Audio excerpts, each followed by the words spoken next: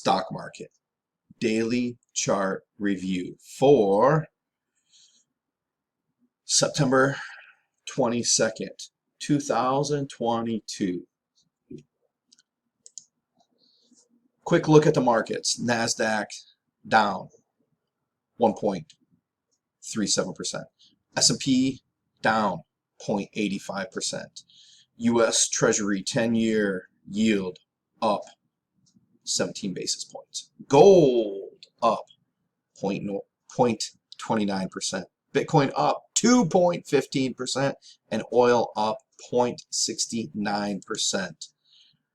Risk indicator took a big jump up. So you got low, moderate, high, extreme. We have been in the high risk since before August 29th, but I just happened to start graphing it August 29th. You can see it here, each point, and it really took a bump up. So yesterday it closed at 242.5 and today jumped up to 256.20. So risk is rapidly increasing in the stock market. Now this is a long-term trend type of chart. This stochastic, you can see here, it says weekly. This is showing weekly trend.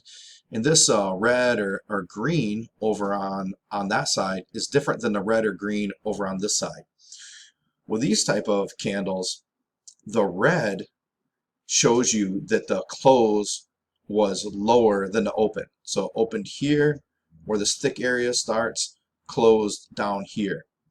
The green shows that it closed higher than it opened. So we know it opened here and closed here where that thick area is. Now over on this chart though, what this is showing us, even though each one of these candles are the image, the shape is a day, the color is indicating money flowing in or money flowing out. So this yellow, it's not enough money flowing out, or excuse me, not enough money. It's not enough money flowing out to be red, but it's not enough money flowing in to be green. So it's a really, really good long-term trend indicator. Let's blow through some of these. All right, S&P 500. We see money's flowing out, trend is going down. This is a 15-minute candle or 15-minute chart. We're not going to look at that too much. This daily stochastic, this is really good for short-term trades. And what do we see going on in the S&P 500 today? Gap down just a little bit, traded down, selling volume up, running into some resistance right there. Now these ETFs down here, this is technology, this is healthcare, this is consumer discretionary, this is real estate, this is the financial ETFs. These ETFs are some of the sectors that make up different stocks in the S&P 500. So let's take a look at those stocks inside. We see huge, it continues to have this huge downward trend on the stochastic. When you see the line separated, like the further that separation is, the stronger that trend is. Money flowing out indicated by that red. We see a bump up in, more than likely in a moment or so, we're going to see a volume bar pop in there. But our that daily candle opened up a little bit below resistance, traded up above resistance, but still closed on the downward side of resistance. For whatever reason, that there it goes. You can look up here too. Anytime I hover over anything, this will be the date, and I'll show you right there. See, look over there. Shows you the date, open, high, low, close, all that stuff.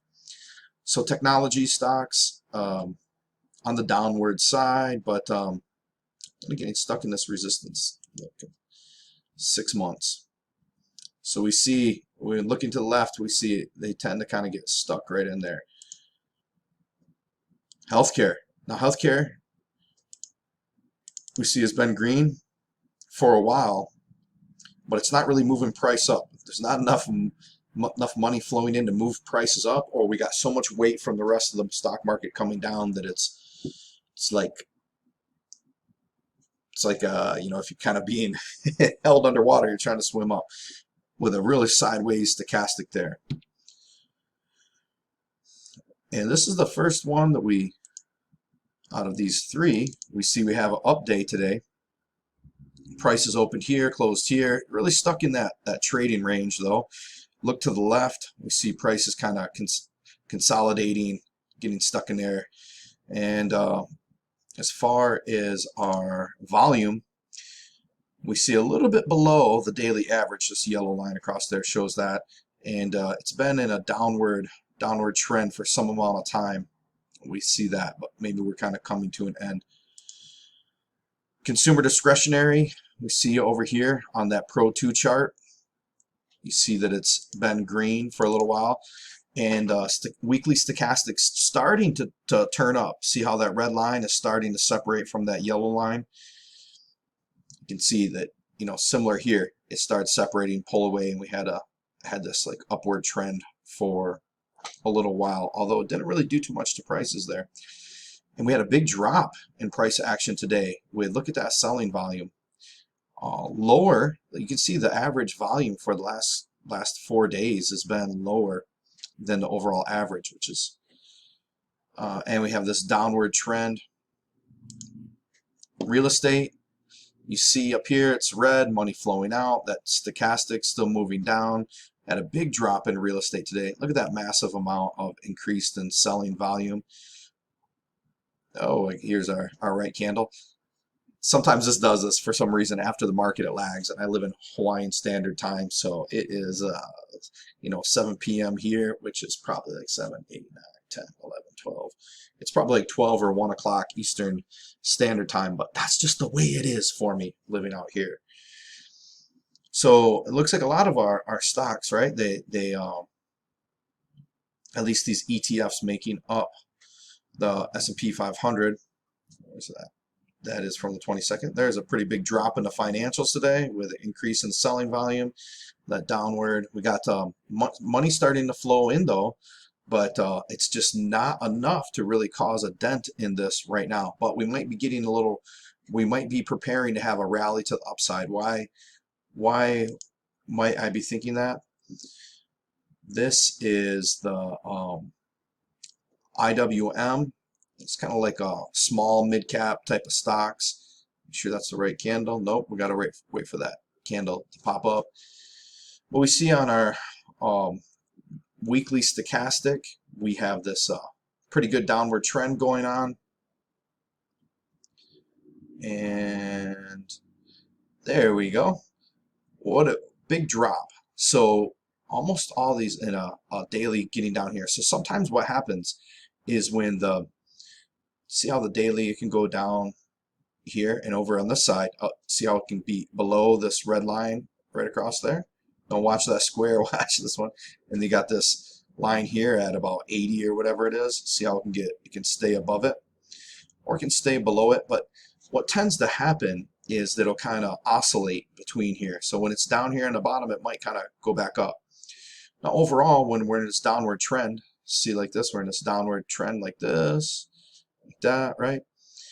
It can drop down. You could have the daily rise up here, but it doesn't really rise up enough, and drops down here, rises up here, drops down here.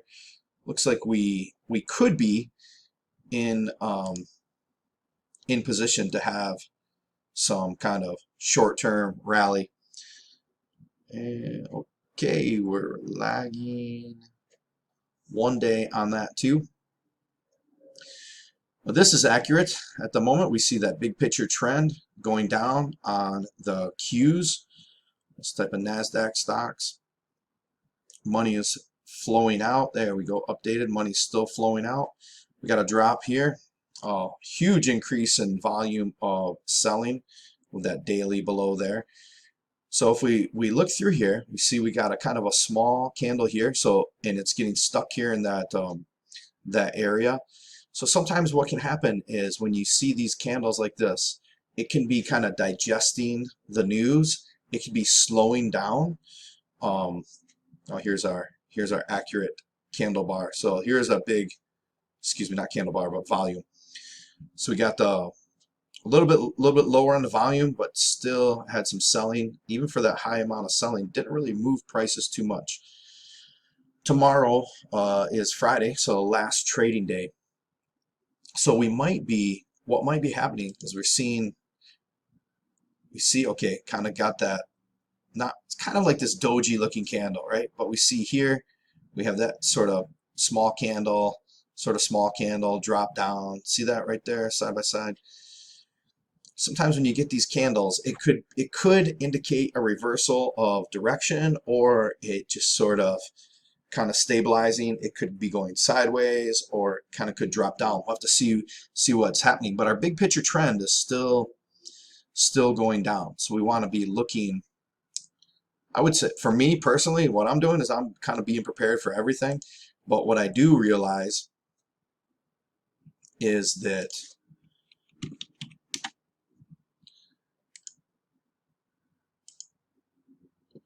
the big picture, so this is S&P 500 daily chart for 1 year. So each one of these candles represented a day. The big picture trend, look at that, is down. Now, look at how far away the S&P 500 is from this 200-day moving average. So the big picture is down. We see that back over here, around February, or maybe that's January, it broke the 200-day moving average. Around February, it busted above it, but it stayed above it for this amount of time, from here to about there.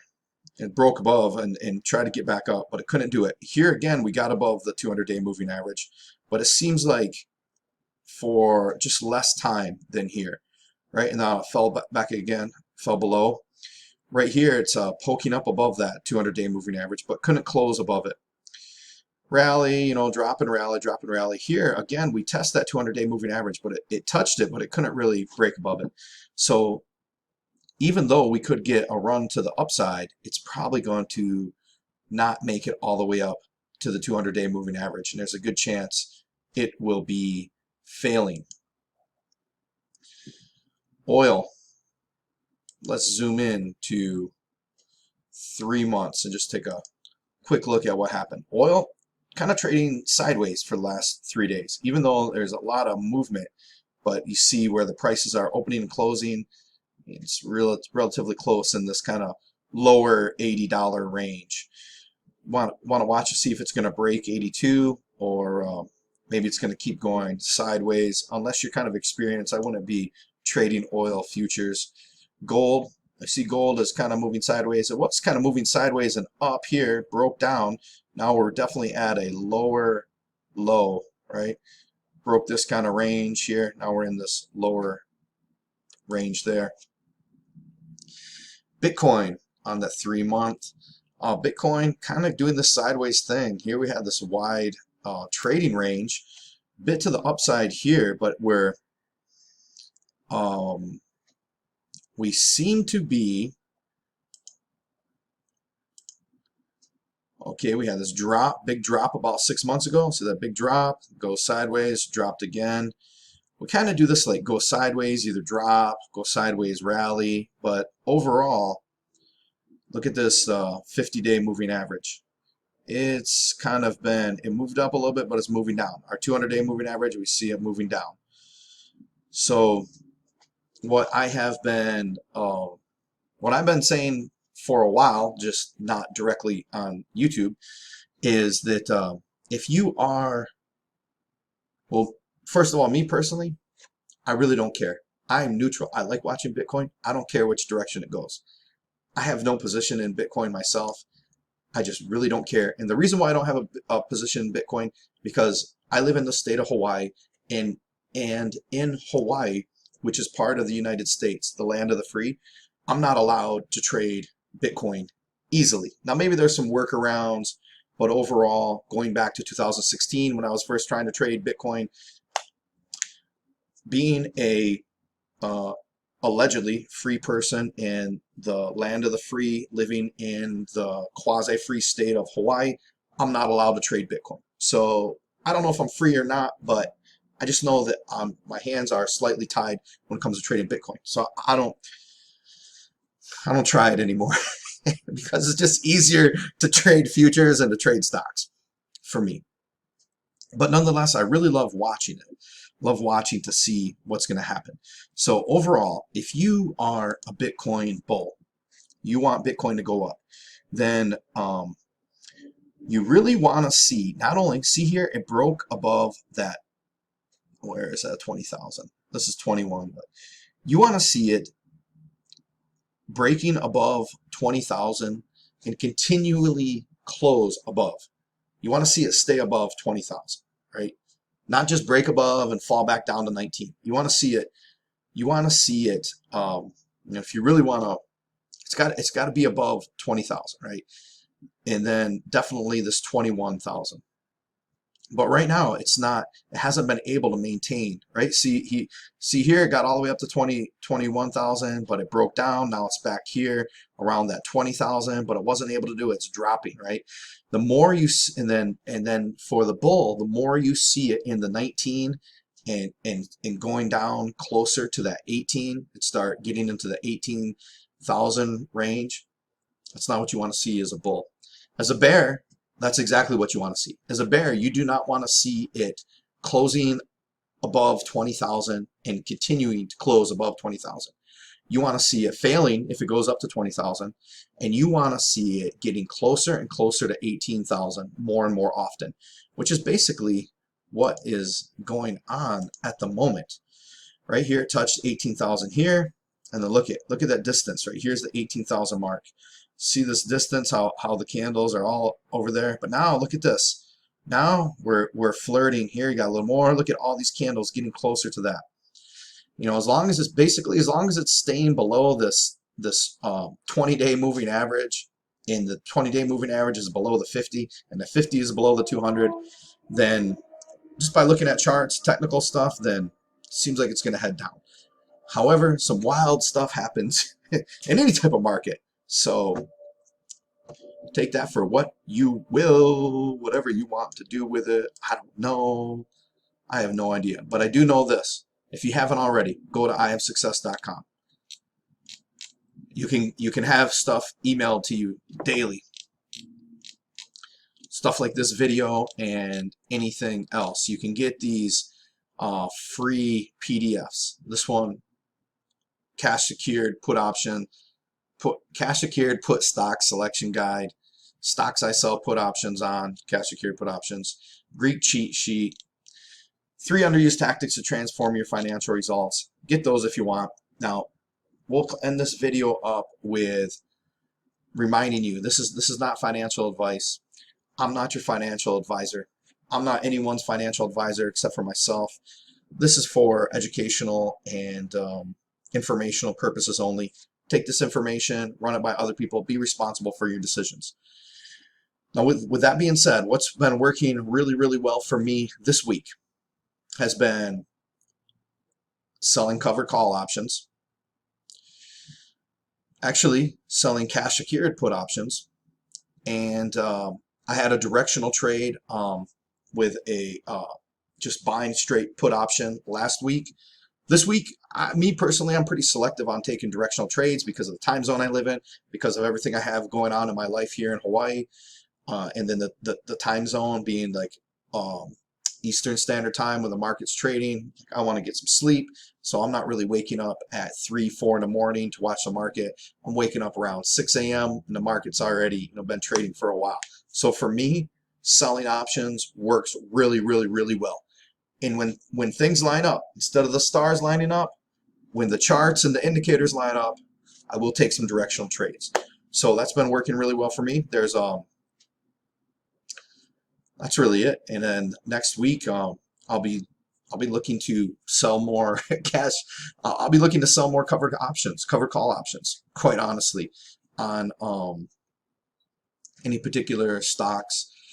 And one that came on my radar lately that I'm watching is this First American Financial Corp. They do stuff with like title insurance and things like that. We see that it's been under the 200-day moving average for a while, but you see it was trading around, what is that? Getting close to the $60 mark, maybe a little bit below $60. Right today we closed at 47.75. I'm watching this because I see the big picture trend. You see that trend going down? All those stochastic is starting. It's got a wide, really, really wide. Money is definitely flowing out. But as we start getting lower here, that tells me, have a little bit of caution. Now, interestingly enough, right, it came down to this support too. It broke it, but closed a little bit above it. If what I'm really waiting to see, I want to see if this stock can break somewhere. I don't know. I want to see how close in the 40s it can go, and then depending on what I see at some time, I might sell cash secured put option on it, or I might just buy shares. We'll see. I'm watching it. I think it's I don't think this company is going to be. I think this company will be here in 20 years from now. So I'm just kind of looking to see if I can get a good price point on it. Pays a decent dividend, and let's do this. Do something a little bit. Let's go to finance.yahoo. FAF. So go to finance.yahoo. Take a quick look at the dividend, right? If the stock drops lower, it's still going to pay the same dividend amount, but the yield will go up. But what I want to take a look at is click on financials and then go under cash flow. Look at this. If you don't know what free cash flow is, I'm going to link, put a little link there to a video that it explains free cash flow. I like that. I like a lot of free cash flow. You guys have a fantastic day, and I'll talk to you later.